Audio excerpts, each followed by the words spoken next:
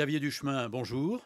Vous êtes l'invité du MTM d'Autocassette. Vous êtes aujourd'hui le directeur de PSA Retail. Après un parcours, un parcours Peugeot, Citroën, Citroën, Peugeot, vous mettez quoi en tête de Oui, vendeur? bonjour Olivier, c'est une grande chance. J'ai eu la chance de travailler pour les trois marques du groupe. J'étais dernièrement responsable de Peugeot France et là avec le PSA Retail, je retrouve les trois marques du groupe et c'est un grand plaisir. Un mot de votre parcours. Vous n'avez pas de chromosome automobile marqué dans la famille. Non, pas particulièrement, non. Bon, puis vous avez fait HEC parce qu'il faut bien quand même faire des études. Vous êtes quand même un petit peu citroëniste puisque j'ai cru comprendre que vous aviez vu passer une 2 chevaux comme Voilà, première alors voiture. et c'est vrai, j'ai eu beaucoup de chance dans mes premiers choix automobiles puisque ma première voiture a été une 2 chevaux et ensuite j'ai eu une 104 Style Z. Pour ceux qui s'en souviennent, c'était une voiture absolument remarquable et très très costaud. Et il y en a qui roulent encore. Oui. Alors un mot de votre parcours dans l'automobile, chez Citroën d'abord. Alors Citroën, j'ai eu la chance de faire différentes choses. J'ai été patron de Citroën en Angleterre, en Autriche. Je me suis occupé de prix produits et du marketing et j'ai eu cette chance d'assister à la naissance de DS en 2009 avec ces voitures extraordinaires qui sont venues enrichir les produits du groupe. Mais là, vous avez été très vite dans la carrière. Quand on sort d'HEC, on voit pas, il n'y a pas de bizutage Si, Peugeot, si, si, bien bizutage sûr. Alors, Citroën. j'ai fait des choses. J'ai été sur le terrain, j'ai été en point de vente, j'ai été en direction régionale et j'ai découvert la vraie vie du terrain. Et une belle carrière à l'étranger surtout. Oui, voilà, et c'est intéressant aussi culturellement parce que entre les Autrichiens et les Anglais, il y a des façons de travailler qui sont différentes et on apprend à chaque fois. Alors qu'est-ce que ça représente aujourd'hui, ce PSA Retail dont vous êtes à la tête? Alors d'abord, c'est 10 000 hommes et femmes dans 11 pays européens. C'est 300 points de vente. Je pense, a priori, le deuxième distributeur en Europe, même si en ce moment, dans la distribution automobile, ça bouge un petit peu. Et puis, avec une force assez importante sur la France, où on fait pratiquement la moitié de nos volumes. Xavier Duchemin, vous avez dit 300 points de vente à peu près. Ça se décompose comment entre ceux qui vendent de l'automobile et ceux qui vendent de la rechange? En fait, on a 300 points de vente, 300 adresses commerciales où on peut acheter des voitures, faire réparer, entretenir sa voiture. Et puis, on aura une soixantaine de plateformes pour distribuer les pièces un petit peu partout en Europe. On est toujours dans une approche réseau privé. On n'est plus dans l'époque où il y avait des succursales ou des monomarquistes, etc. Alors, en fait, on appartient à PSA. On distribue les trois marques du groupe.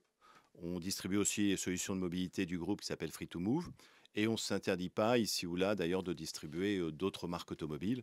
On a des mètres carrés, s'il y a des opportunités, pourquoi pas. C'est le cas aujourd'hui de façon assez marginale en Autriche, où on peut distribuer d'autres marques. Vous faites déjà du multimarquisme en interne, bien sûr, Oui. mais demain, il y a sera. Voilà, alors c'est même aujourd'hui. Il se trouve qu'on distribue Suzuki en Autriche et Hyundai en Autriche. Non, non, moi je parle de la France. Il va y avoir une double révolution copernicienne. On a des équipes de haut niveau. On est performant, on est généralement bien installé. Euh, il peut y avoir des opportunités pour avoir d'autres marques dans nos locaux. Quand vous dites bien installé, ça veut dire qu'on peut encore être dans les grandes villes, en centre-ville, au prix où est le mètre carré. Alors ça, c'est un beau challenge. C'est un beau challenge. Et on est en train de réinventer un petit peu les concepts. On se dit qu'il y a du monde en centre-ville, il y a une forte demande d'après-vente. Et je vous invite d'ici un peu plus d'un mois à venir voir notre réalisation dans Paris 16e, où on va réinventer la distribution automobile en mettant moins de voitures, plus d'espaces digitaux, en essayant d'éviter toute la rupture dans la chaîne digitale entre le client et puis l'expérience finale, en ayant des expériences où on va aller chercher les voitures, offrir des services de location, et c'est un pilote. On a bon espoir que ça fonctionne et d'étendre ça dans d'autres capitales européennes. Alors, capitale européenne, ça veut dire qu'il faut vraiment être partout. C'est ça la vraie question. C'est où peut-on se passer d'être en centre-ville? En fait, notre position elle est très simple. On sera partout où on est capable de gagner de l'argent. Et on est en train de prouver que même dans les grandes villes où le mètre carré coûte cher, on arrive, en étant intelligent, flexible, à trouver des solutions qui soient rentables pour la distribution automobile. Le raisonnement vaut pour les 11 pays où vous êtes installés. Alors on regarde de façon pragmatique à chaque fois. C'est sûr qu'il y a des grandes différences de mètres carrés entre les différentes entités. Il y a des différences aussi de parts de marché, des marques qu'on représente. Donc à chaque fois, c'est des dossiers différents.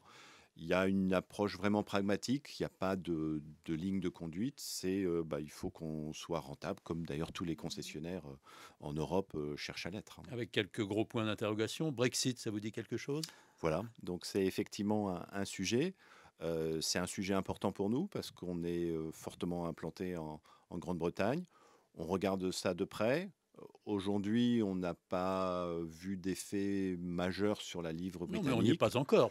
On attend encore les On, vrais effets. voilà, donc on va suivre ça avec attention. On voit aussi qu'il y a un marché britannique qui est plutôt bien orienté. Donc on est vigilant mais confiant.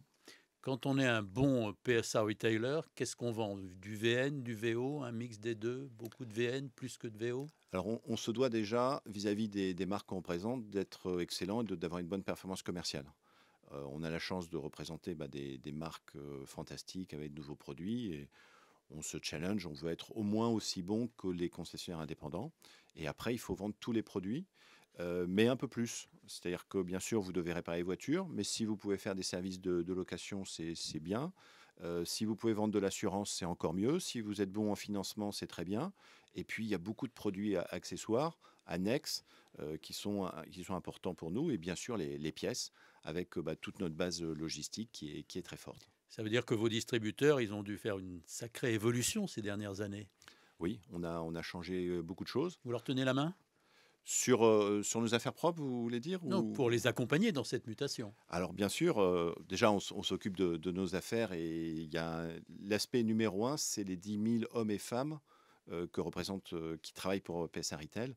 Et ça, c'est important de faire évoluer. Le digital, c'est une réalité aujourd'hui très forte. Il faut que tout le monde se transforme. La première transformation, c'est par exemple nos vendeurs VO. Aujourd'hui, les gens passent de moins en moins la porte de nos affaires spontanément. Ils ont déjà eu un contact sur Internet. Il faut qu'on fasse en sorte qu'il n'y ait pas de rupture. Et puis ces transformations, elles sont dans tous les métiers. Dans les pièces, on a mis en place des plateformes. Et PSA Retail est un acteur engagé et puis plutôt en avance par rapport au reste de la distribution sur le sujet. Et puis sur l'ensemble de nos activités, on a une révolution extraordinaire sur le digital. Par exemple, aujourd'hui, sur Paris, je sais exactement le nombre de personnes qui passent dans les affaires. Je sais les affaires qui ont le plus de fréquentation. Je peux savoir les équipes de vente qui ont les meilleurs taux de conversion. Donc, on a des bases d'analyse qu'il y a même encore 5 ou 6 ans, on n'avait pas du tout. Et ça transforme nos métiers. Ça pousse à la performance, ça pousse à la comparaison intersites. Et tout ça, ça nous fait progresser. Il faut connaître l'âge de celui qui vient sur votre site quand il veut s'offrir une DS ou que sais-je. Alors, on ne connaît pas forcément son âge, mais on sait quand même assez bien ce qu'il a fait avant de venir chez nous et après.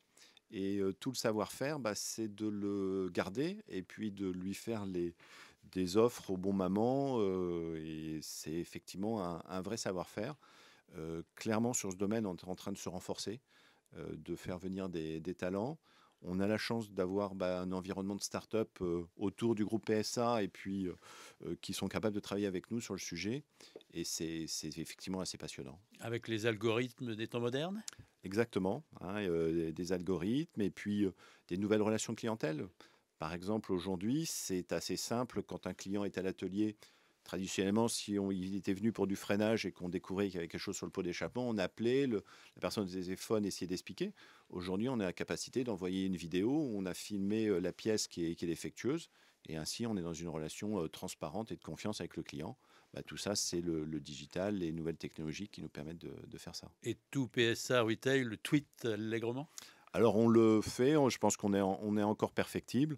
On l'utilise pour informer nos clients, mais je pense effectivement qu'il y a beaucoup de choses. On est en train d'avoir une application sur LinkedIn, de se renforcer parce que c'est un moyen fabuleux pour toucher beaucoup de monde, pour recruter de nouveaux talents, etc., etc. Et effectivement, tous ces secteurs-là se développent très vite. Jusqu'où allez-vous accompagner cette révolution dans les esprits? On n'est plus forcément dans la voiture dont on est propriétaire avec le logo Citroën tatoué sur l'avant-bras droit ou le lion sur l'avant-bras gauche. Alors ça bouge beaucoup. Déjà, de plus en plus de clients ne nous achètent plus des voitures, ils les louent via la LOA. Ça a commencé très rapidement sur le véhicule neuf, c'est en train de se reporter très rapidement sur le VO. Les attentes de nos clients sont totalement différentes. L'autopartage se développe. On a par exemple dans un de nos sites en Espagne, on est un grand acteur d'autopartage avec des voitures électriques, avec un schéma qui rappelle un petit peu ce qu'on peut connaître à Paris. Sauf que là, vous avez une application et que vous récupérez partout dans Madrid la voiture électrique la plus proche. Et donc, on sert de base arrière, d'entité Faites-nous la base logistique. avant aussi, parce Voilà. que l'Espagne, c'est bien, mais en France. Alors en France, on a des projets avec un certain nombre de grandes villes sur le sujet. Et puis, on développe des solutions de location, tout simplement, qui s'appellent DS Rent, qui s'appellent Smile on Rent chez Citroën ou Peugeot Rent, auxquels on croit beaucoup parce que les usages ont changé. Essayer la dernière nouveauté de nos produits pendant un week-end, c'est souvent ce que souhaitent les clients, plus que de faire un essai avec un vendeur. Donc à nous d'être très présents sur le sujet. Vous croyez, vous, que demain, il y aura davantage une valeur d'usage de l'automobile qu'une valeur, allez, une valeur industrielle? Bah, clairement, et on l'a déjà vu dans les sociétés. Les sociétés ont complètement basculé sur une valeur d'usage. On parle de TCO. Il n'est pas impossible que les clients influencés par ce qu'ils connaissent sur leur forfait de téléphone, d'Internet, soient très friands d'offres packagées sur leur consommation automobile.